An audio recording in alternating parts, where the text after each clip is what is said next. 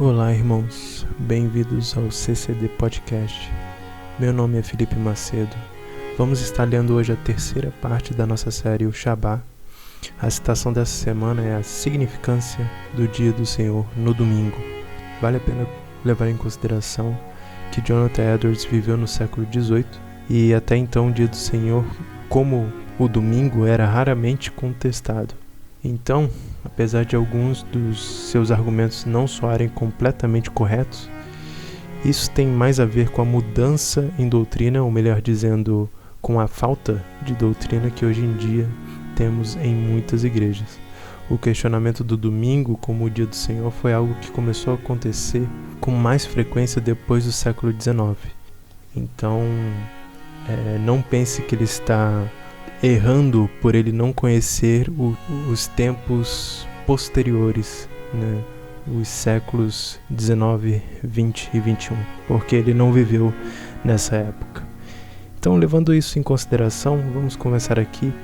A nossa citação, como sempre, né, dessa série, vem do livro The Perpetuity and Change of the Sabbath, em 1730 e 31, por Jonathan Edwards, e foi editado por Mark Valery e também foi publicado pela Yale University Press em 2000 no livro dos Sermons and Discourses de 1730 a 1733, The Works of Jonathan Edwards, volume 17, e vamos estar retirando essa citação especificamente das páginas 239 e 240. Começamos aqui com a citação.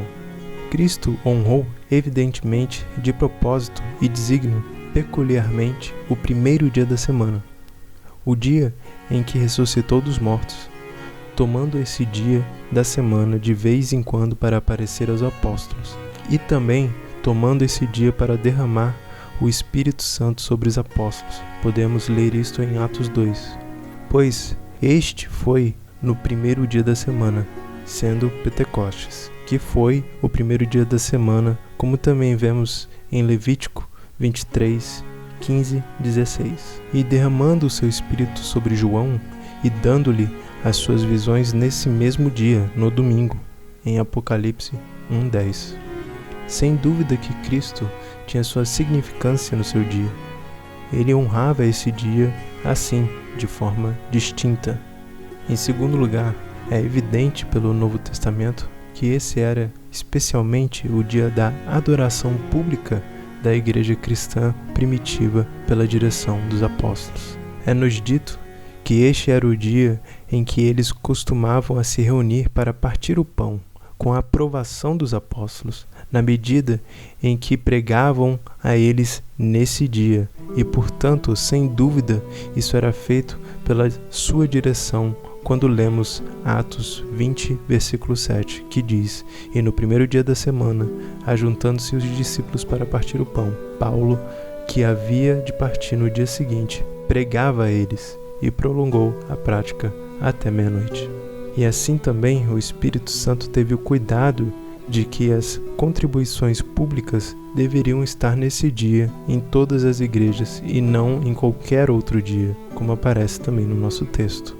Terceiro, o primeiro dia da semana é chamado de Dia do Senhor no Novo Testamento. Veja Apocalipse 1:10.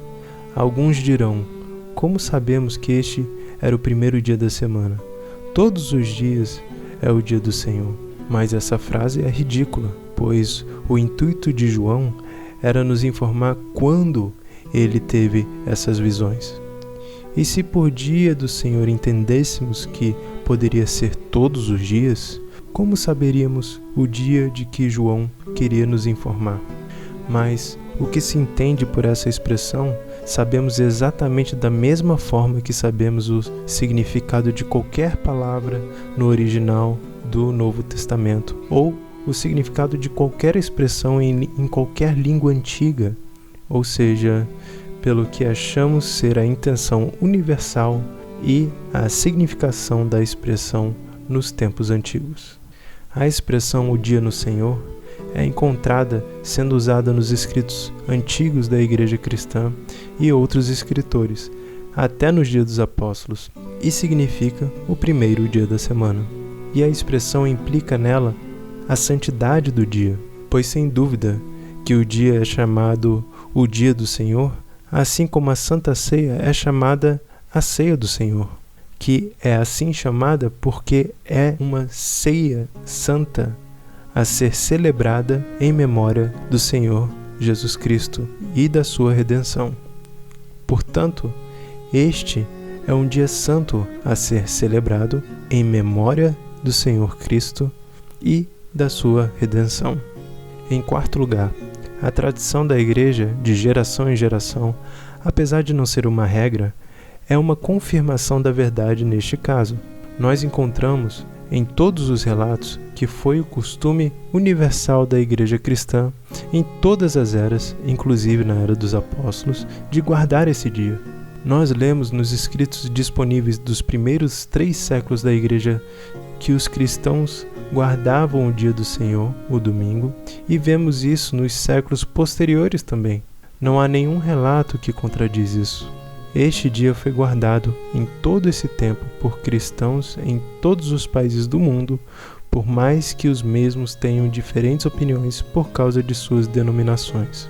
Agora, apesar disso não ser o suficiente sem um fundamento nas Escrituras, é porém uma confirmação dela, porque é uma convicção pela nossa racionalidade.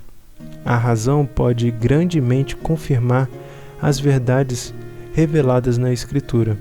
A universalidade do costume através de todos os países cristãos em todas as épocas, pelo relato que temos sobre eles, é um bom argumento de que a Igreja obteve isso dos apóstolos, pois é muito difícil imaginar como todos os cristãos de diferentes denominações e opiniões vieram concordar sobre esse assunto em todo o mundo, sendo que não temos nenhum relato desse acordo entre eles.